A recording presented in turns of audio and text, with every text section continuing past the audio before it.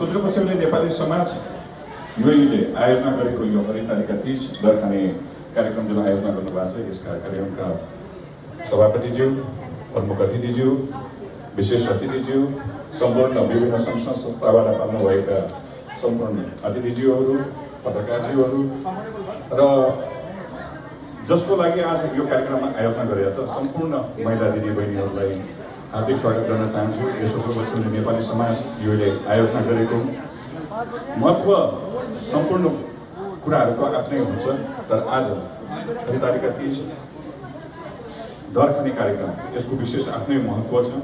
यसको बारेमा पूर्वै हाम्रो चन्द्रिका बहिनीले पहिले नै जानकारी गराइसक्नु भएको छ र बढी समय नलिएन आज यो सुदूरपश्चिमले नेपाली समाज युएले आयोजना गरेको हरितालिका तीज कार्यक्रमको शुभकामना व्यक्त गर्दै यहाँ महिला दिदीबहिनीहरूले भरपुर मनोरञ्जन लिनुहुन भन्ने आशा गर्दै मेरा 2 शब्द यहीँ टुक्राउँछु। धन्यवाद।